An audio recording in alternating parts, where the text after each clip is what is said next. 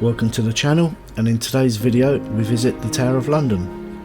This historical site is 1 hour away from us, and this trip is something that we put off for many years. And today we've decided to do that trip.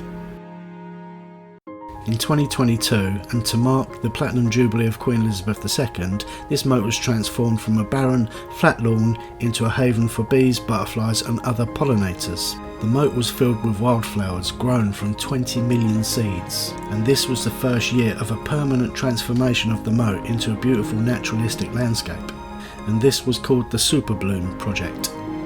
We were told it's about 2 or 3 weeks before it hits full bloom and bursts into colour. Look at these beautiful wildflowers, so pretty.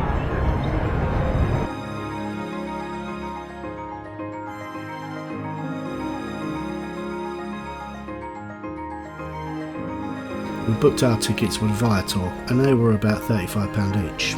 Now you can wander around and explore yourself, or you can do an audio tour, but we chose to do the tour with a Beefeater. And these guys, they live and work on site, they know their history, and they're very humorous.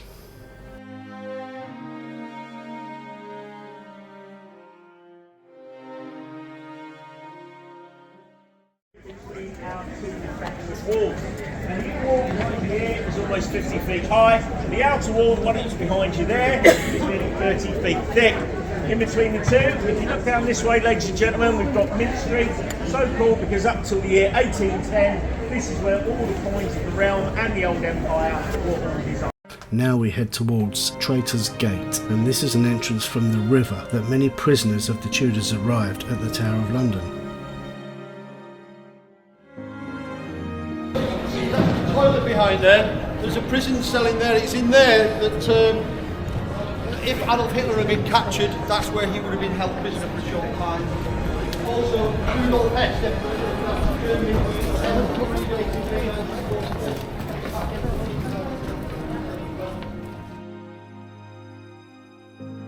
There were many famous people held in the Tower of London. Guy Fawkes was taken and tortured at the Tower before giving up his accomplices. He was later hung in Westminster. William Wallace was held at Westminster Hall before being taken to the Tower of London. He was stripped naked at the Tower, tied to a horse, and dragged through the city to his execution site at the Elms in Smithfield, where he was hung, drawn, quartered and beheaded. There were many other famous people held at the Tower, such as Sir Walter Raleigh, Sir Thomas More, Anne Boleyn, Rudolf Hess, and also the Cray twins.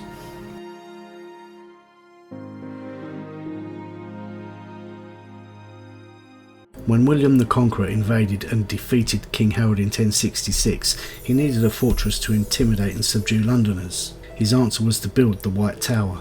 The White Tower was a demonstration of Norman power, sitting strategically on the River Thames to act both as a fortress and a gateway to the capital.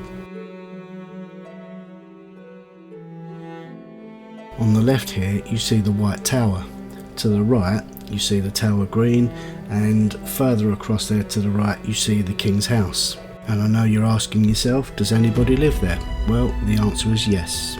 The resident governor of the Tower of London lives there, and the governor is responsible for the day-to-day running of the Tower of London, and he is also the keeper of Jewel House, where the crown jewels are kept.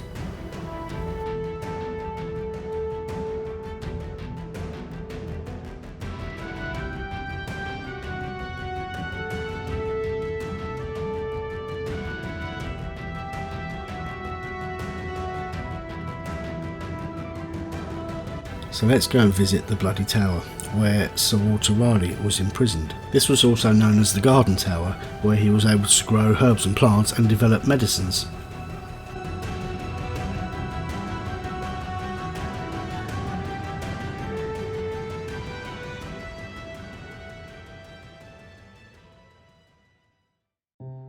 Medieval Palace, we will see how it might have looked in the 1200s. You might even bump into one of its royal residents. First, let us introduce you to their stories.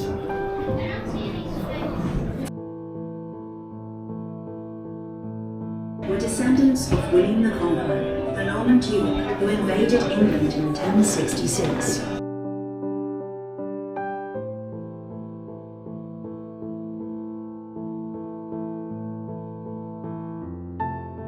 Now we enter the era of Henry III and his son Edward I. These two medieval kings pretty much gave the tower the appearance it has today. The defences were expanded in the 13th century and a new luxurious palace was built for hundreds of years to come. This is a recreation of what it may have looked like.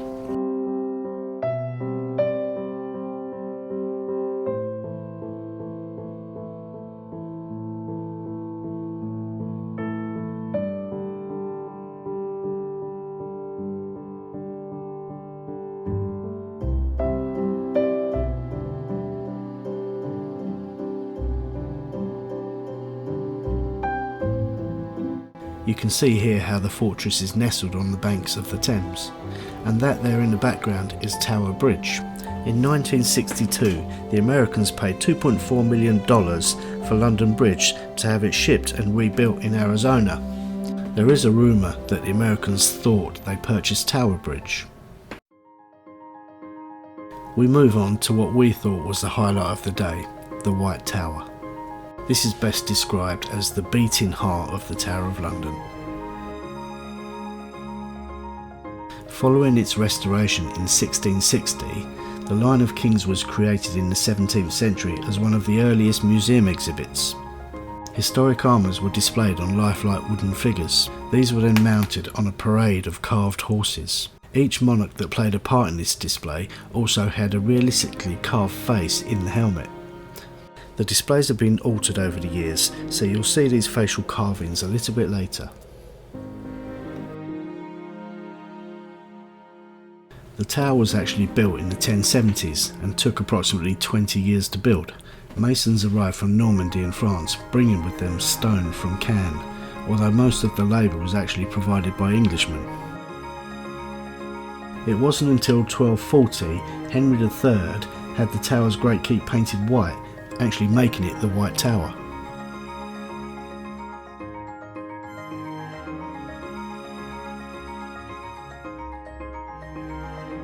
This is the chapel of St John the Evangelist, built within the White Tower. It was actually built as a place for worship by William the Conqueror, but it was not completed until after his death, and it was definitely built to impress.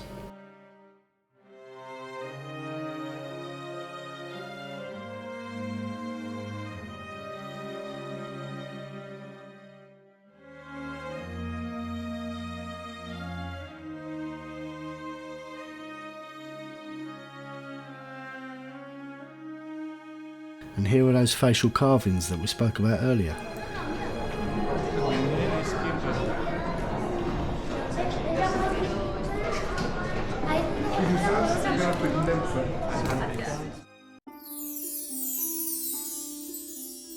A tradition of displaying British military strength by creating trophies from masses of weapons has long existed at the tower.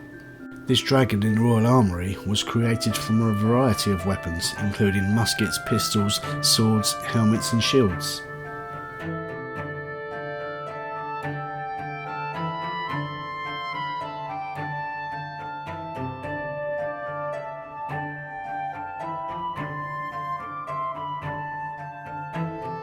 This is one of 6 toilets built within the tower. You can see the narrow window above and the drainage chute below. There was no sewage system, so therefore the streets were quite dirty. From what we gathered on our tour, the streets were clean and the mess was thrown into the moat, which made it one big smelly cesspit. They would open the sluice gates, which would flush the moat and all the waste into the Thames River. There was just the one staircase built in the White Tower, and this was for the purpose of defence. The staircase spiralled in a clockwise direction, which meant right-handed swordsmen had no leverage. At the bottom of the stairs, there's a display of the armoury that was held in the tower.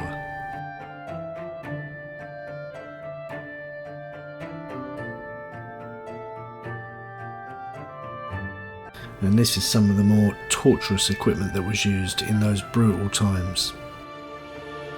This is Robert Devereux, who was executed for treason.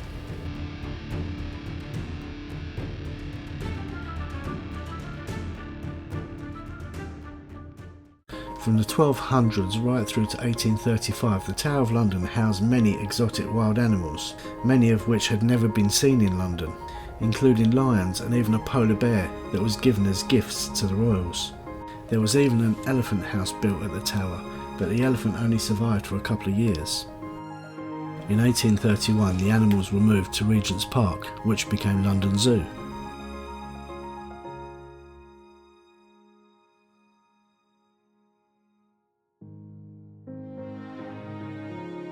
Any trip to the Tower of London is not complete without seeing the crown jewels, and despite the crowds we decided to queue up, and it took us about 15 minutes to get inside. However, photography was banned.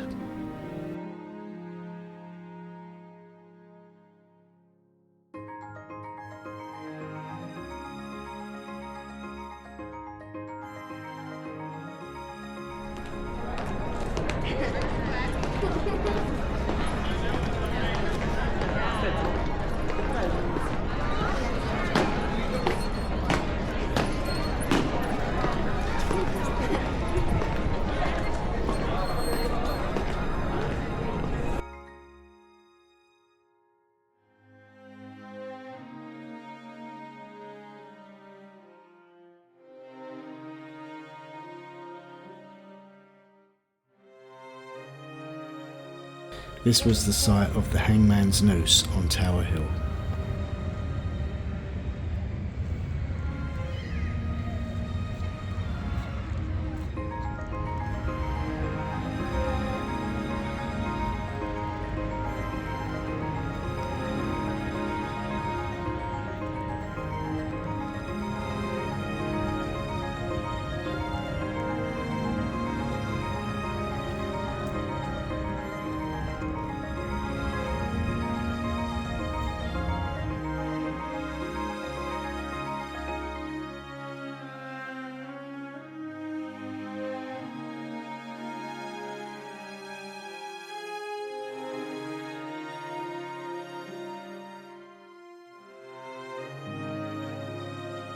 So this was a half-day history lesson for us, and we thoroughly enjoyed it, and hopefully you guys have, and we'd really appreciate it if you liked, commented and subscribed.